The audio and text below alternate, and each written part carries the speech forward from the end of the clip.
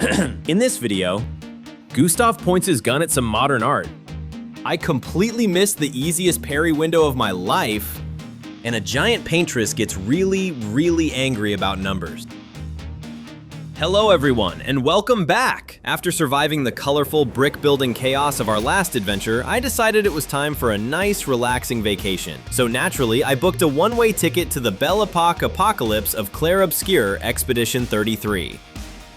Getting the Platinum Trophy in this game is a completely different beast. It is a stunning, tragic masterpiece, but it also features a turn-based combat system that demands your absolute, undivided attention. Missing a reaction prompt here doesn't just hurt, it usually means staring at a game over screen while your party silently judges your reflexes.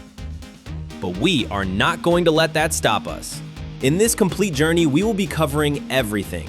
Mastering the reactive combat loop, taking down absolutely terrifying bosses, hunting down every last hidden collectible, and surviving the expedition to secure that glorious 100% completion. So pack your bags, equip your finest French attire, and let's get this expedition on the road.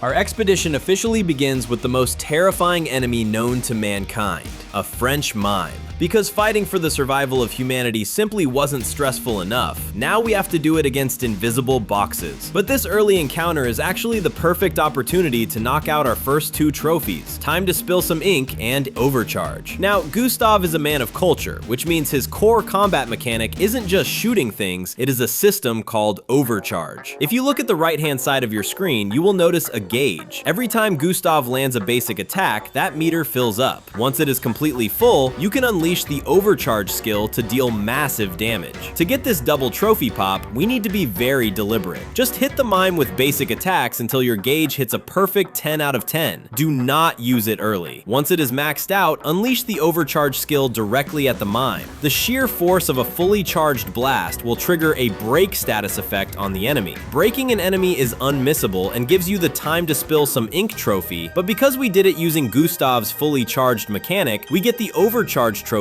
right alongside it. Two birds, one mime. Let's keep moving.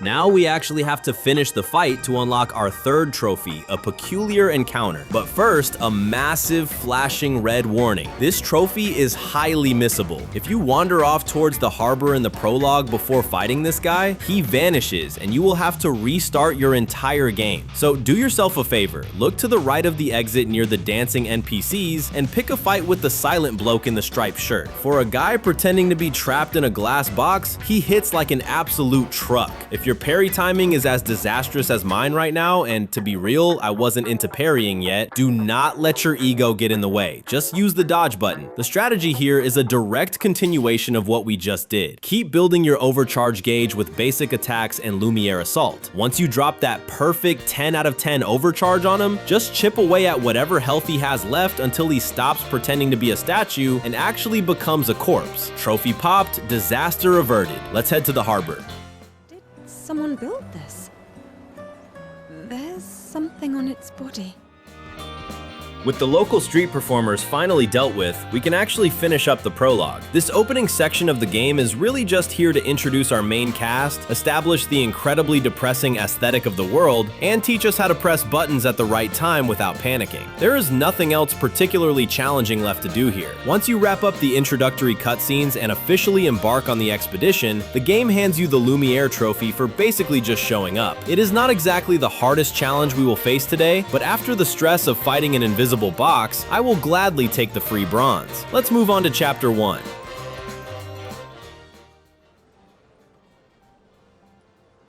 Expeditioners.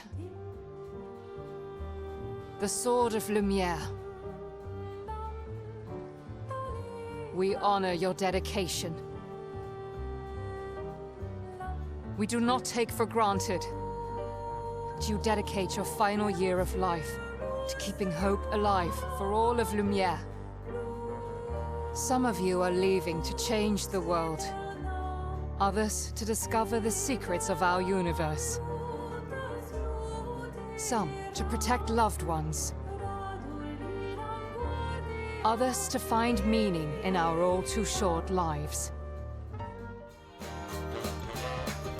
Next up is a trophy that sounds completely terrifying on paper, Professional. It requires you to defeat a boss without taking a single point of damage. Now, in a reactive, turn-based game where you actually have to pay attention and perfectly time your parries and dodges every single time the enemy attacks, logic dictates you should probably save this for New Game Plus. You know, wait until you are absurdly overleveled so you can just vaporize the boss before they even get to take a turn. But surprisingly, it is really not that hard to pull off early on. In fact, I actually managed to knock this one out very early in the game. The early bosses have fairly predictable attack patterns. If you just put your coffee down, lean forward in your gaming chair, and actually focus on the defense prompts when the boss makes their move, you can absolutely walk away completely unscathed. So do not let the description intimidate you. Pay attention to their timing, trust your reflexes, and you can cross this trophy off your list way before the game gets genuinely ridiculous later on.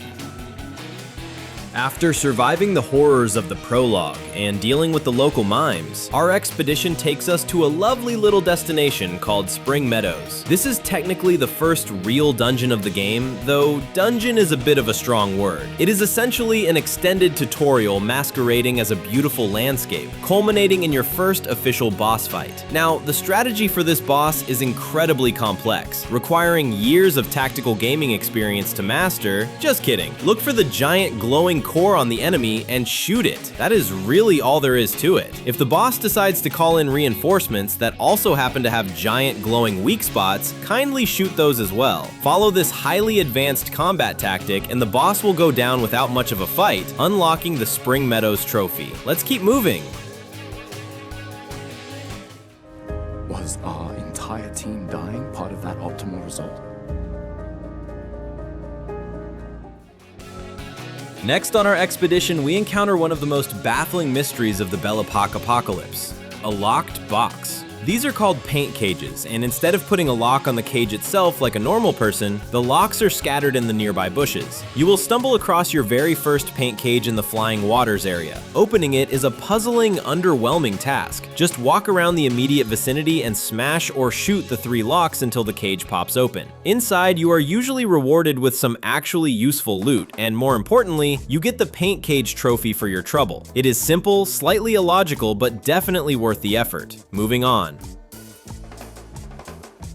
Our expedition now takes us to Flying Waters, which is officially our second dungeon. It is a bit longer and considerably windier than our last stroll through the park, but navigating it isn't terribly complicated. More importantly, it seems every single enemy in this postcode has a severe, fatal allergy to electricity. This makes it the absolute perfect time to spend a few skill points on Lune. Eventually, you will reach the boss, who apparently has a deep passion for botany. During the fight, it will periodically grow flowers. If you politely ignore these flowers and let them bloom, they will grant the boss defensive shields or a completely unnecessary attack boost. Needless to say, neither of those outcomes is ideal for us. So forget your manners, the moment those flowers appear, pull up your free aim and immediately shoot them down. Do not hesitate to burn through a few energy tints to clear them out quickly. It is well worth the investment. Once you have taken them down, the Flying Waters trophy is yours.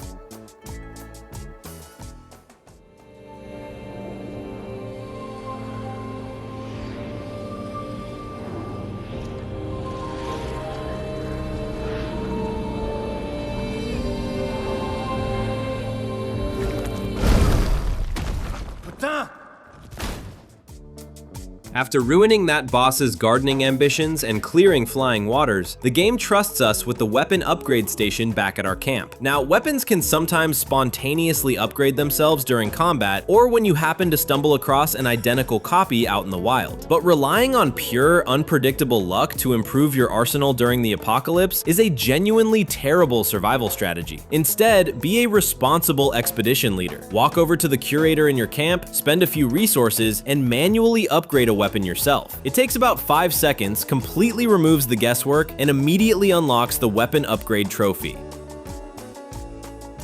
The Curator also offers a rather unique service where you can consume an item known as the Color of Lumina to permanently grant your characters extra Lumina points. Now, the name makes it sound like an incredibly rare, majestic artifact that you have to scale a mountain to find. In reality, you probably have half a dozen of these things just rattling around in the bottom of your inventory by now. So talk to the Curator, pick a character, and simply use one of the items. The game will immediately reward your basic inventory management skills by handing you the Lumina trophy. It is quick, it is painless, and it makes your party stronger.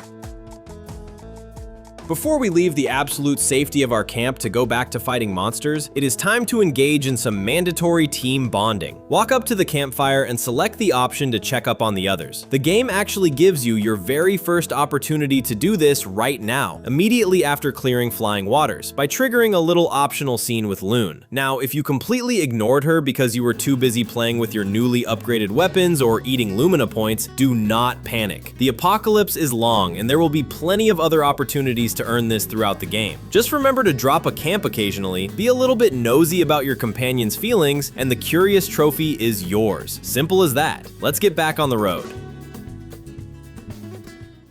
70 years and we still barely know anything. And the man on the beach. Yeah, too many unknowns. Our next stop is the Ancient Sanctuary. It is a bit of a maze, but there are no major roadblocks to worry about until you reach the end. Up until this point, the bosses have been relatively polite. This one is not. It comes equipped with a highly irritating shield, quick attacks, and a disregard for basic turn-based manners. In the later stages of the fight, it will simply decide the rules no longer apply to it, moving multiple times in a row. Crucially, it is weak to fire, but actively resists electricity, so you will need to completely change up your elemental strategy. Furthermore, because of that annoying shield, parrying to trigger counterattacks is not so useful. So my official strategic advice is to abandon your ego. Do not try to parry its weird attack timings. Just spam the dodge button for your life, throw absolutely everything flammable you have at it, and eventually it will fall over, unlocking the Ancient Sanctuary trophy. Dust yourselves off and let's see what's next.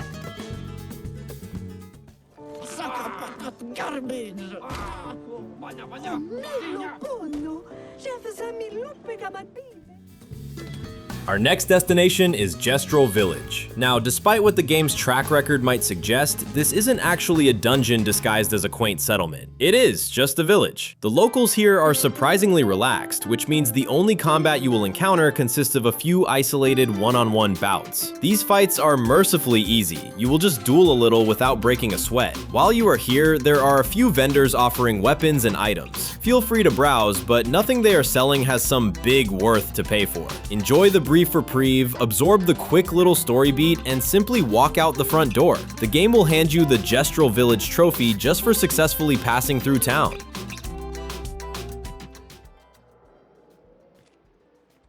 No time to lose. Moving right along, our expedition brings us to a rather brief pit stop known as Esquie's Nest. Here, we are introduced to Esquie himself, who is, without a doubt, a very awesome, magnificently contoured character. No Esquie.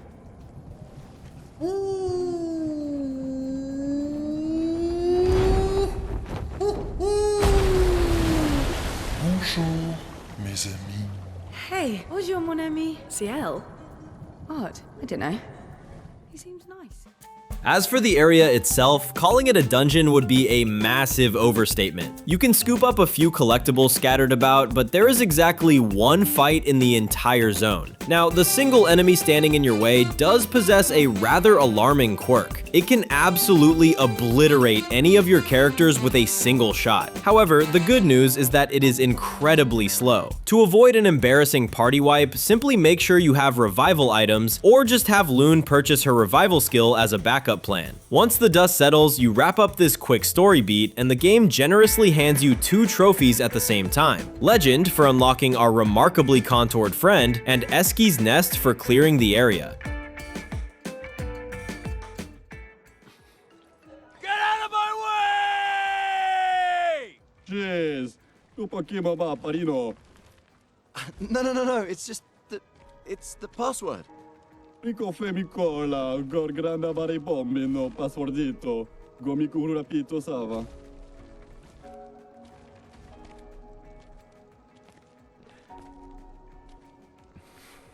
Look, I am very sorry.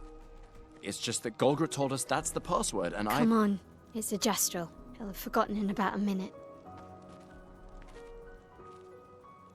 I'm sorry.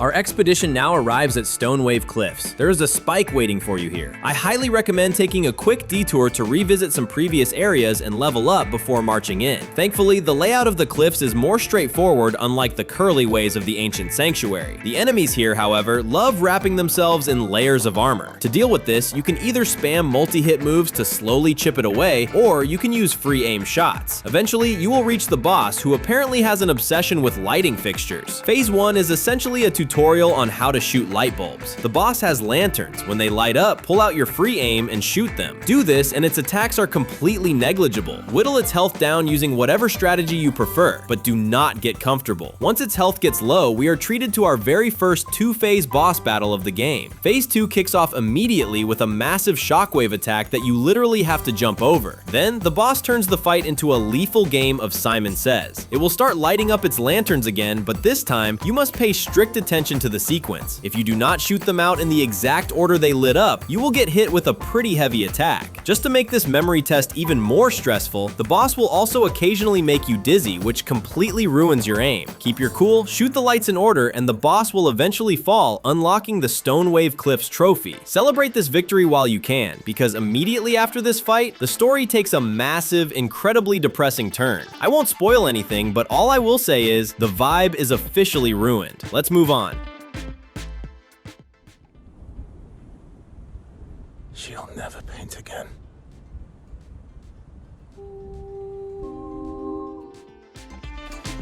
Now we have a trio of character-specific combat trophies to knock out. Since these require quite a few turns to set up, it is best to do all of this against a highly resilient enemy, like a boss or one of those incredibly stubborn mimes. Let's start with our newest arrival, Verso. His core mechanic is a system called Perfection, which is highly optimistic considering who is holding the controller. Verso starts every battle at rank D. If he deals damage, parries, or dodges, his rank goes up. If he gets punched in the face, his rank goes down. It is a very simple concept. Just keep him on the offensive, strictly avoid taking any damage for a few rounds, and once he hits rank S, the Perfection trophy is yours.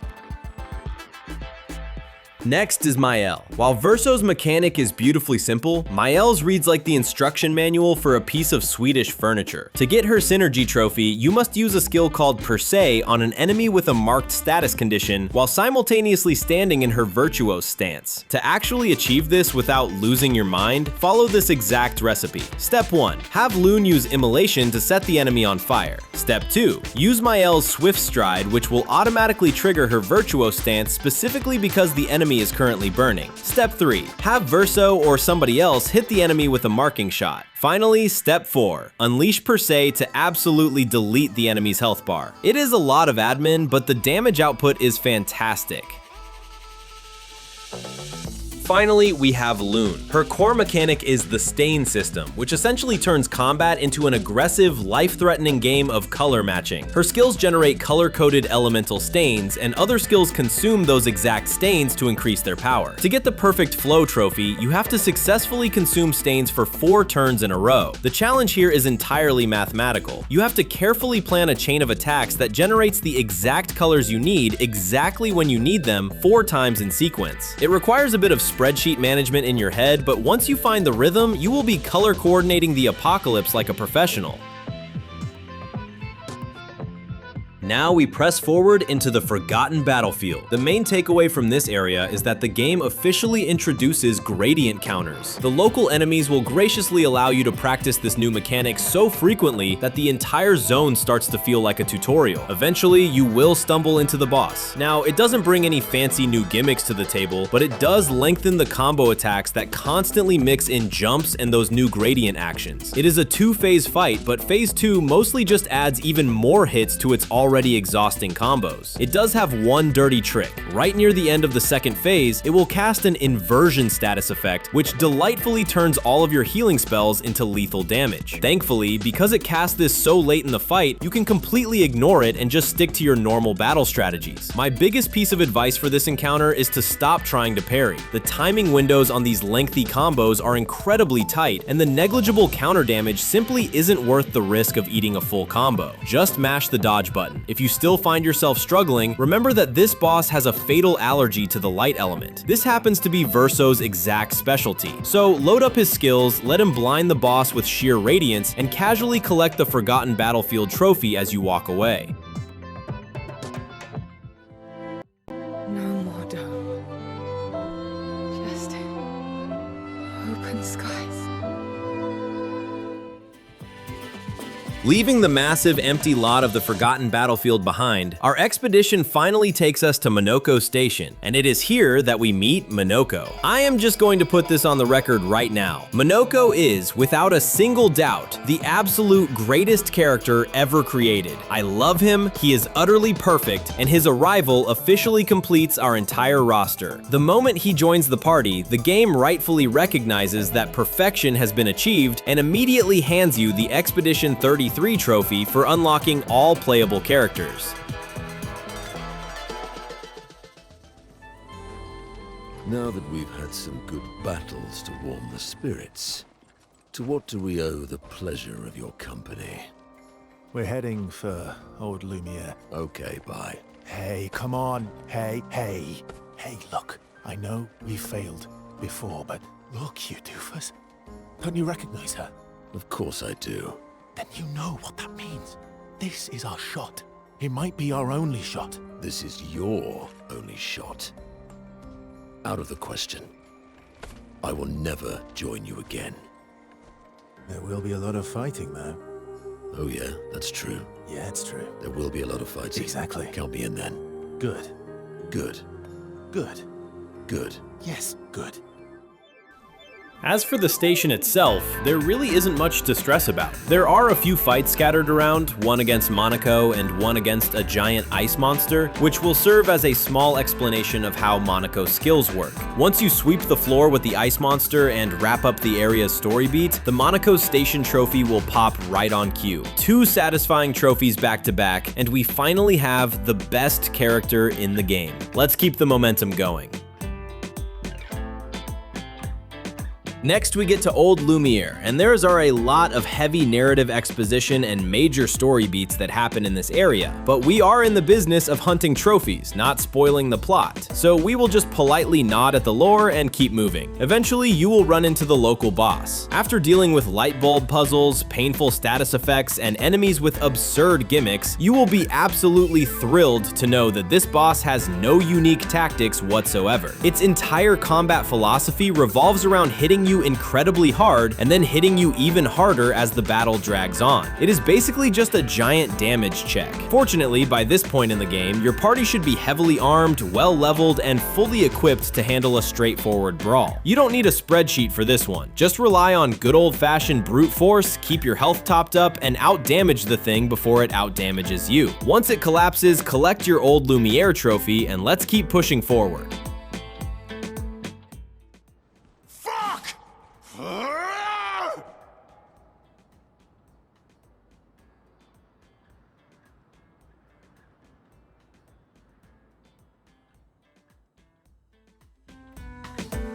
Next up is a trophy that requires absolutely zero strategic planning or complex setups. It is called Expeditioner, and it simply requires you to reach level 33. Get it? Because the game is called Expedition 33. Very clever. You will unlock it completely naturally just by playing the story, clearing out dungeons, and existing in this highly aggressive world. Once your party hits the magic number, the game pats you on the back and hands you the trophy.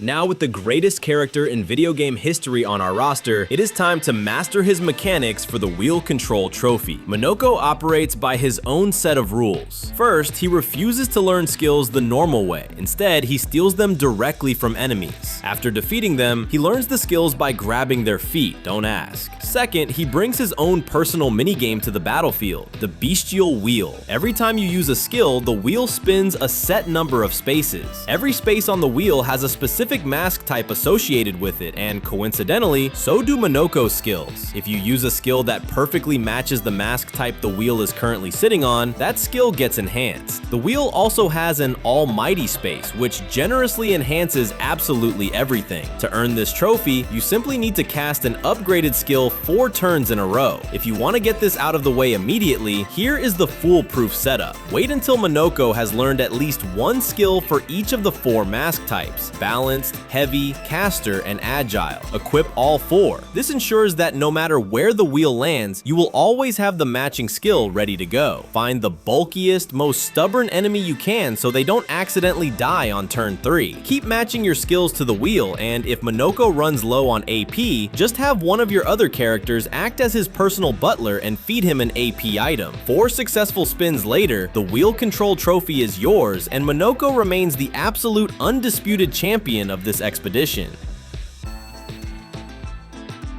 After Old Lumiere, the game presents you with a choice between 2 destinations, Visages and Sirene. One of your party members will helpfully inform you that Visages is the easier of the 2. This is technically true, which should absolutely terrify you regarding what Sirene is going to be like. Visages itself is a bit of a gimmick. Right from the first flag, you are presented with 4 different pathways. 3 of them lead to mask-themed mini-bosses representing joy, sadness, and anger, while the 4th leads directly to the main boss. Do not try to be a hero. Clear the 3 mini-boss paths first. Doing so permanently weakens the main boss, and trust me, you need every advantage you can get. Then we have the main event. Phase 1 features a boss so incredibly large that your characters look like ants. Because of this absurd scale, reading its attack animations to learn the parry timings is practically impossible, especially since it only uses each attack once. It will cycle through different masks, which appear in a mirror. The moment you see glowing eyes on that mirror, you should pull out your free aim and shoot them to disable the mask. I wasn't aware I should do this. Then we enter Phase 2, which is where the game entirely loses its mind. The boss unleashes highly complex multi-hit attacks. If you properly destroyed the masks in Phase 1, it will try to use them here and fail, buying you a brief reprieve. Generally, you should prioritize dodging over parrying here. And just as a final glorious middle finger to the player, once its health gets low enough, it will suddenly buff itself with powerful, rush, and shell all at once. Dump absolutely every resource you have left into its health bar, survive the chaos, and claim your hard-earned first Axon trophy.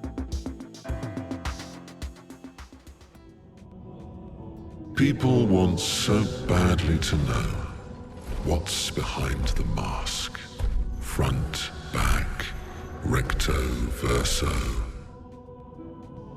Great art is both window and mirror. Whether it's your mask or theirs.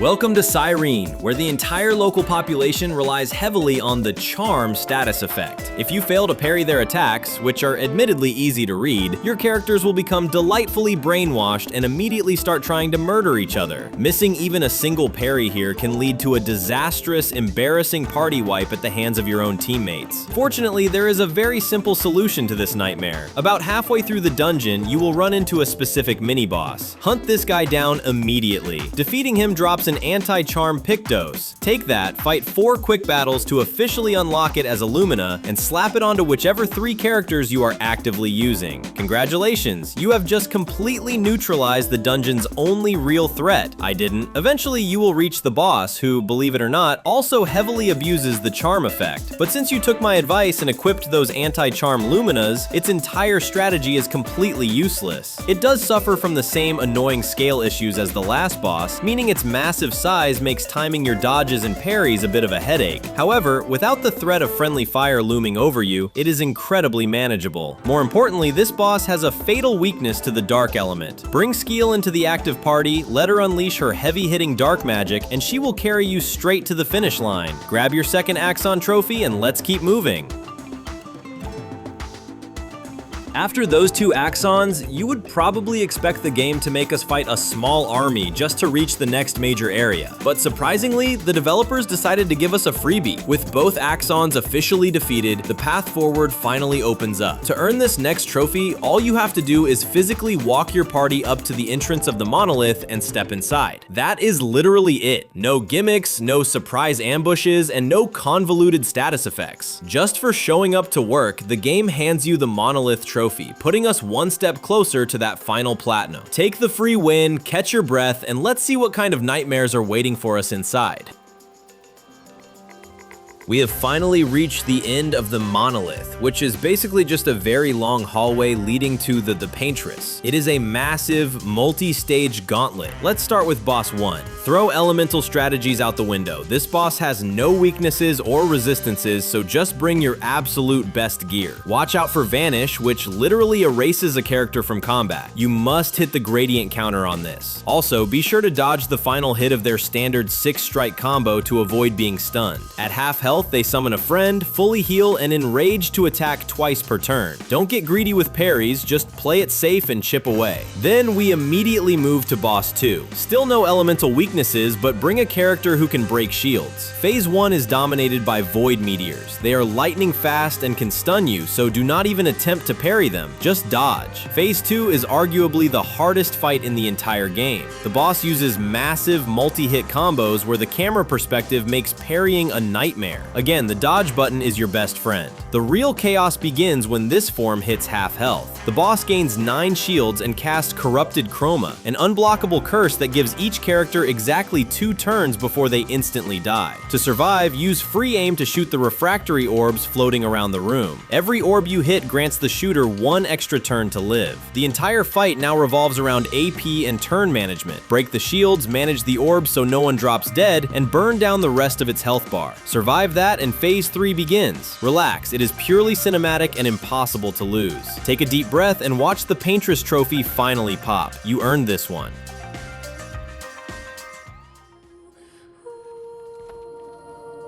It's done. You're free. You are all free.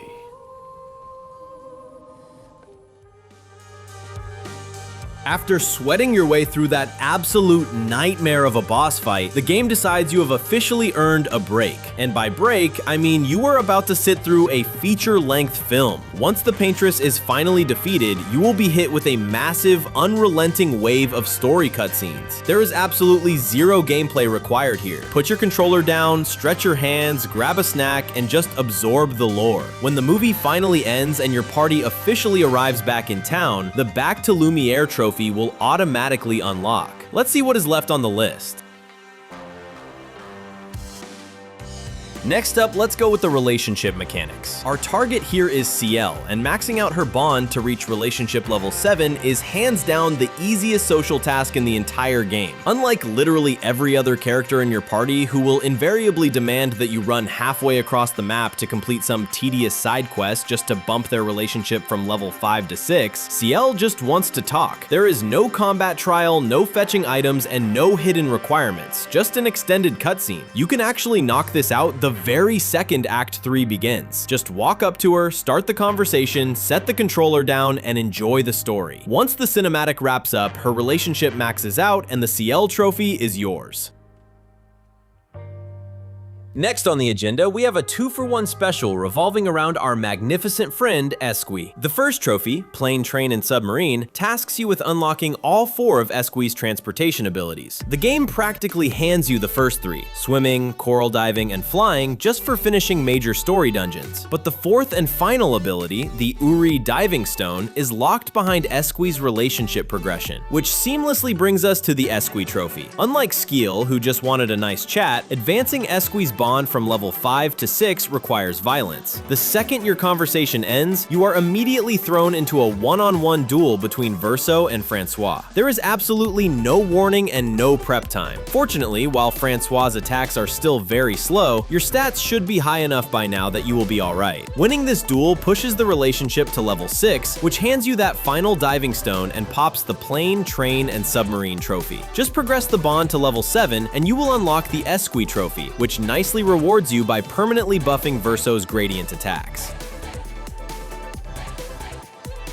Now that we have successfully maxed out our first few relationships, it is time to put the power of friendship to practical use and grab the Chroma Proficiency trophy. To earn this, you need to execute a level 3 gradient attack. These are massive cinematic super moves that only unlock once you reach Act 2. However, there are two major catches. First, a character can only use a level 3 attack if your relationship with them is maxed out at level 7. If you followed my advice earlier, Sciel or Verso are already good to go. Second, it costs a ridiculous amount of AP to charge the gauge. Every single AP you spend in battle fills the gradient gauge by exactly 5%. That means you need to spend 20 AP for a single charge and 60 AP to reach the 3 charges required for a level 3 attack. And no, the charge does not carry over between fights. Because standard enemies will die long before you manage to burn through 60 AP, you need to find a punching bag with a massive health pool. A boss fight works, but an irritatingly tanky mime is even better. You can literally just spam non-damaging skills and dodge until the gauge is fully stocked. Once you hit that magic number of 3 full charges, unleash the attack. It is completely overkill, but it makes for an incredibly flashy clip. The trophy will pop the very first time you pull this off, regardless of who uses it or what poor enemy is on the receiving end. Next up is Maelle, and I need to issue a massive flashing warning. This trophy is highly missable. When progressing her bond from level 6 to 7, you must explicitly choose the dialogue option, yes, the truth. If you pick the wrong one, you are permanently locked out of this trophy for your current playthrough. To even reach that conversation, you have to clear a dungeon called the Reacher and survive a brutal one-on-one boss duel using only Maelle. Because she usually relies on party synergy, this fight is a nightmare. There is zero shame in dropping the difficulty to story mode here. If you want to tough it out, you must play defensively. The core strategy is to use Virtuo Strike to enter Virtuo Stance, then immediately unleash Sword Ballet for massive damage. This conveniently leaves you safely in defensive stance. Watch for 2 major phase changes. At 50% health, the boss uses Phantom Strike, dodge the initial flurry, and gradient counter the final hit. At 25% health, it introduces Floret Flurry, an 8-hit combo you should strictly dodge, and Void Slash, a single hit you must gradient counter. Survive the duel, explicitly choose yes, truth in the following chat, and the Maelle trophy is yours.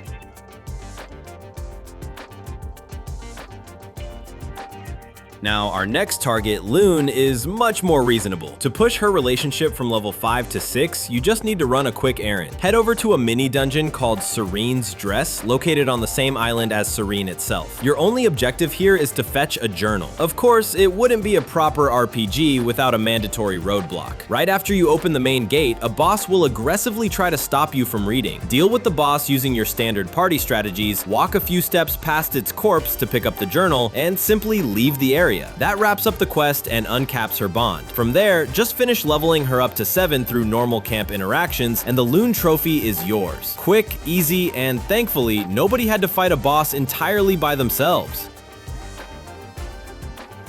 It is finally time to max out our bond with the best character in the game, Monoco. To push his relationship from level 5 to 6, you need to head over to the Sacred River dungeon located right near Old Lumiere. Wade into the water, interact with the figure standing there, and you will be jumped by a boss. There is a catch to this fight. Your party is strictly locked to just Verso and Monoco. Because your healing options are severely limited, you absolutely need to equip Monoco with Paralyn Heal and Verso with Perfect Recovery before starting this encounter. The strategy here is a classic 1-2 punch. Your entire goal is to break the boss's shield. Defensively, the boss relies mostly on physical attacks. Keep an eye out for a move called Dancing Around, which gives you a very generous window to land a gradient counter. Once you get the boss down to half health, it gets angry, changes forms, and significantly extends its attack combos. Unless you have spent hours grinding your stats, trying to parry these longer strings will get you killed. Switch to strictly dodging, keep your health up, and repeat the break and smash combo until it goes down. Defeat the boss, leave the area, and finish chatting with Monoco back at camp to hit level 7. The Monoco trophy will pop, officially cementing your friendship with a legend.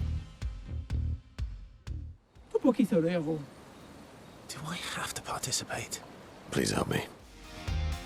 Every RPG needs a mandatory collectible hunt, and Expedition 33 is no exception. It is time to track down the lost Gestrals. There are 9 of these little NPCs scattered across the overworld. You can easily spot them by their incredibly funky hairstyles. They serve absolutely no narrative purpose whatsoever. Their entire existence is dedicated to being found by you so you can earn this trophy and claim some decent rewards back at camp. Track all 9 down, claim your loot at camp, and enjoy the lost Gestrals trophy. Next up on our journey, we have another missable trophy, so pay close attention: aiding the enemy. Throughout your playthrough, you have undoubtedly slaughtered hundreds of Nevrons. However, there are exactly 10 of them scattered throughout the game that are pure white and completely non-hostile. If your trigger finger slips and you accidentally murder one of these unique pacifists before finishing its quest, you will completely lock yourself out of this trophy for the current playthrough. Keep your weapons sheathed when you see a white one. Instead of initiating combat, these friendly Nevrons will hand you simple side quests. We are talking basic RPG errands here, finding a specific item or successfully parrying a few attacks. None of them are particularly complicated or time-consuming. There is one major catch though. The game does not automatically complete the quest when you finish the objective. You absolutely must walk back to the specific Nevron and talk to them again to officially turn it in and claim your reward. If you are certain you have finished all 10 quests but the trophy hasn't popped, don't panic. You likely just forgot to turn one in. Take a quick lap around the map, talk to all of them one more time to double check your turn-ins, and claim your aiding the enemy trophy. Here we are, the grand story finale. After the absolute nightmare we survived back at the Monolith, you might be sweating right now, but honestly, take a deep breath. Compared to the Paintress, this fight is basically a victory lap. Just like the Paintress encounter, throw elemental strategies out the window. This boss has 0 weaknesses and 0 resistances. Just bring pure, unadulterated damage. Phase 1 is straightforward. The boss's attacks are well telegraphed and easy to parry. When you see it wind up for a massive, slow swing, get ready. That is a free jump counter waiting to happen. Once you chip it down to half health, it panics, summons a few familiar friends, and throws up some shields. Pull out your free aim, blast them off the field immediately, and keep up the pressure until its health bar vanishes. Then we enter the second proper phase. The boss gets hyper offensive, swinging wildly, but ironically, it is far less durable here. Do not try to be a hero in this phase. When it unleashes void meteors, dodge. They are way too fast to reliably parry. When it uses the 8-hit frantic attack, dodge again. The only move you should actually try to parry is Pool of Darkness, which has a much more manageable rhythmic timing to it. Stick to your dodges, parry when it's safe, and burn down whatever health it has left. Watch the final cutscene play out, let the credits roll, and claim the end trophy. The choices of parents leave indelible marks upon their children. But ultimately, the voices in their head have to be their own. Next on the list is Sciel's specific combat trophy, Maximisation. To get this one, we have to master her unique foretell system, which basically requires you to manage a celestial balancing act. Here's how it works. Sciel's skills either apply or consume foretell stacks on an enemy. Normally, the absolute maximum number of foretell you can put on a single target is 10. However, Sciel also has a sun and moon affinity mechanic. Every battle starts neutral, but as you use consecutive sun or moon skills, your affinity in that direction climbs. The magic happens when you intentionally break that chain. If you have a high sun affinity and suddenly cast a moon skill, or vice versa, your affinity resets and you enter a state called Twilight. Twilight only lasts for 2 turns, but it is incredibly powerful. Your damage goes up, any foretell you apply is instantly doubled, and most importantly, the maximum foretell cap on enemies jumps from 10 to 20. To earn this trophy, you need to consume a full 20 foretell on a single target while Twilight is active. Because the Twilight window is so painfully short, timing is everything. The most reliable strategy is to build the enemy's foretell stacks close to 10 using one affinity, and then trigger Twilight using an opposite affinity skill that also applies foretell. Since the application is doubled in Twilight, this should immediately push the enemy to the 20 stack cap. On your very next turn, before Twilight fades, hit them with a skill that consumes all of those stacks. Watch the enemy's health bar evaporate, collect your Maximisation trophy, and let's move on. We are officially entering the deep grind. First up is a quick milestone, the Trailbreaker trophy, which simply requires you to reach level 66. There is no real trick to this one, just keep playing, keep clearing dungeons, and keep your experience points flowing. Next, we need to turn our attention back to our favorite wheel-spinning powerhouse, Monoco, for the affectionately named Feat Collection trophy. As we covered earlier, Monoco refuses to learn skills normally. Instead, he steals them directly from the enemies he defeats. There are 46 skills in total. He generously starts with 2, leaving you to hunt down the remaining 44 across the game's bestiary. Monoco must be in the active party on the field at the exact moment the battle ends. If he starts the fight but your primary party wipes and your backup crew gets sent out to finish the job, Monoco gets absolutely nothing. To make this as painless as possible, keep Monoco glued to your primary party while you explore new areas, and make sure he is standing tall when the final blow is dealt. Track down all 44 missing enemy abilities, complete his arsenal, and the Feat Collection trophy is yours.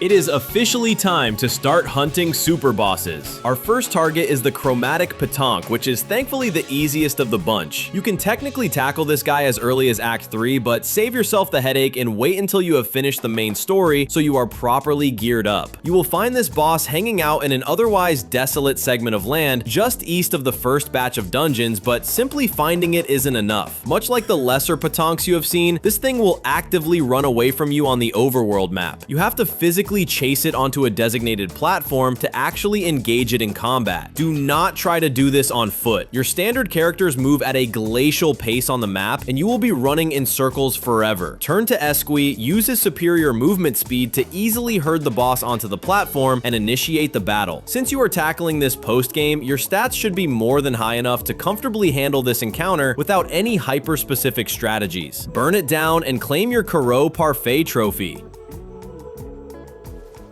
Continuing our super boss hunt, we are heading out to the waters between the Crimson Forest and Blade's Graveyard to track down Sprong. You can technically stumble into this fight as early as Act 2, but do yourself a massive favor and wait until you are comfortably sitting around level 55, usually right after finishing the main story. You absolutely want to do this fight because defeating Sprong rewards you with the Cheater Pictos, which is arguably one of the best pieces of gear in the entire game. The boss has a glaring weakness to lightning. Defensively, Sprong is very predictable and cycles through 5 specific attack stages. If you are a high enough level, you can simply one-shot the boss with Maelle. Keep your rhythm, abuse that lightning weakness, and claim your new overpowered Pictos alongside the Sprong trophy. Next up is the Serpent Fair, floating near the Flying Casino. Do yourself a favor and wait until you are at least level 75 for this one. This boss has an incredibly annoying gimmick. It constantly eats your team's AP and throws up shields, completely starving you of action points for almost the entire fight. However, once it consumes exactly 333 AP, it literally eats too much and explodes. This explosion breaks the boss and leaves it vulnerable, but it will inflict a party-wide stun if you fail to parry or dodge the blast. Be ready for that timing. Since you are starved for AP anyway, do not bother trying to whittle its health down normally. Wait for the explosion, dodge the stun, and while it sits there broken, use Maelle to hit it with your absolute hardest single target nuke to completely one-shot it. Claim your Axon trophy, and let's go find the next super boss. It is time to knock out a mandatory staple of every role-playing game in existence, the max level weapon upgrade. For the Weapon Mastery trophy, you simply need to fully upgrade a single weapon to its maximum level. By the time you reach the end game and start wrapping up your super boss hunts, your inventory should be absolutely overflowing with upgrade materials that you have been passively collecting from chests and enemy drops. Pick your favorite character's weapon, maybe the one you used to one-shot the Serpent Fair, head over to the upgrade vendor and dump your resources into it until it hits the cap. There is no special trick or hidden material required here, just a standard resource dump. The trophy pops the second the final upgrade completes. Grab it and let's move on to the next one.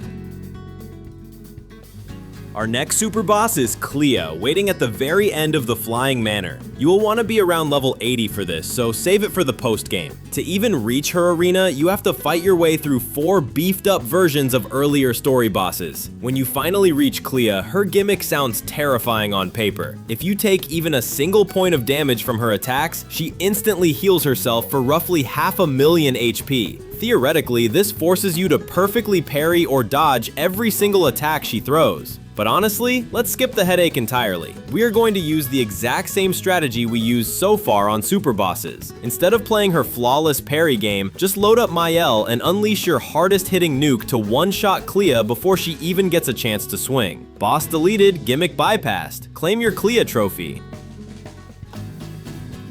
Next up, we have the Gestral Games. These are mini-games tucked away at the various Gestral beaches scattered across the world map. And let me be honest with you, they are clunky. In the true nostalgic spirit of classic JRPGs, the controls and mechanics can feel a little stiff and unrefined. You need to track down every single game stall across these beaches and secure a win in each one. There is no grand strategy here. It is mostly just an exercise in patience and mastering the specific, slightly off rhythm of each individual minigame. Find them, grit your teeth through the clunkiness, and grab that final victory to unlock the Gestral Games trophy. Now on the big one, the Endless Tower. Located northwest of the initial dungeons, this structure is your best friend for grinding from level 60 to 80. Do not even bother trying to clear this until you have hit at least level 60, but once you do, consider this your first mandatory post-game stop. The tower is split into 11 stages, totaling 33 trials. It is a grueling marathon, but it is also a gold mine for weapon upgrade materials, outfits, and crucially, one of the final music records you need for the Connoisseur trophy. The format is simple. Every stage consists of 3 enemies. You will almost always face one heavy hitter, like a chromatic enemy or a boss, guarded by 2 smaller minions. The strategy remains the same throughout. Prioritize the fodder first to clear the board, then focus your resources on the big target. The tower gets significantly crazier at stages 5 and 10, so there is no shame in hitting the exit, regrouping, and coming back later. As you ascend, keep your ears open. You will find final music record, the Endless Tower Trials. Clear the 33rd trial, claim your record, and let's keep moving. Our next objective is the Noir et Blanc trophy, which tasks you with solving the mystery hidden within the 3 painting workshops scattered across the world. You can easily spot these on your map, marked by unique white diamond icons located northwest of the Forgotten Battlefield, east of Serene, and northwest of the Flying Casino. Inside each workshop, you will find a shadowy figure who hands you a specialized item. Your goal is to navigate the area's light platforming sections. Don't be surprised if it takes you a few tries, and deliver this item to the statue at the end. Once all 3 workshops are cleared, you can engage the boss waiting at the end. This is a post-game caliber fight. Do not even think about stepping into this arena unless you are at least level 80. It is a powered-up version of the boss from the Stone Wave Cliffs, and it hits like a freight train. The boss resists light-aligned damage, but just use Maelle for maximum output. Watch out for the boss's light-based attacks. The angles for shooting the lights in sequence are much trickier than you remember, so stay calm with your free aim. Nail those sequences to avoid taking massive damage, keep the pressure on with your core trio, and claim the Noir et Blanc trophy. To wrap up your collection, we are tackling the 2-in-1 trophies, Follow the Trail and Peace at Last. First, head to the post-game dungeon Renoir's Drafts. This is where you will find the final journal needed for the Follow the Trail trophy. There are 49 journals in total scattered throughout the game, and you can track your progress via the menu. The very last one is sitting right there in the arena after you defeat the final boss in Renoir's Drafts. And that brings us to Simon. If you are looking for a true test of skill, he is essentially a Souls-like boss, fast, aggressive, and incredibly punishing. You can attempt to beat him legitimately, but after dozens of failed attempts, most players eventually turn to a cheese strategy to bypass his mechanics. I used one myself, and while it wasn't a frame-perfect execution, it got the job done. Conquer Simon, grab your final journal, and enjoy the rush. You've earned it. We have hit the final stretch. You have conquered the super bosses, collected every record, and mastered every weapon. Now, all that remains is the absolute final grind, Survivor. By the time you have mopped up every other trophy on this list, you will likely be sitting comfortably around level 90. But as all JRPG veterans know, the final stretch is a wall. The experience requirement spikes drastically. To put this in perspective, that final push from level 98 to 99 alone requires a staggering 21 million experience points. Find your most efficient combat loop. I used the Dark Shores loop where I can simply one-shot all enemies with Maelle and committed to the grind. Once that level counter finally hits 99, the Survivor trophy will unlock.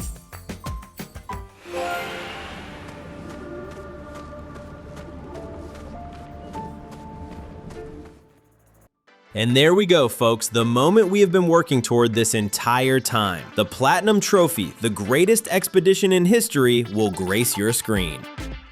And there it is, the journey concludes. We have officially conquered everything this world has to offer. From those first tentative steps in the early chapters, to the absolute masterclass in combat mechanics we displayed during the post-game super boss hunt, we have navigated the trials, learned the rhythms, and carved our name into the records. Thank you for watching and sticking with me to the end. If you enjoyed this platinum journey, consider dropping a like and subscribing. It helps me keep building these videos. Take a moment to soak in that platinum notification. We've earned every second of it. If you're heading off to your next adventure, I wish you steady hands and sharp reflexes, but for now, we've earned the rest. This is our achievement, and we've absolutely earned the title. I'll see you in the next one. Happy gaming!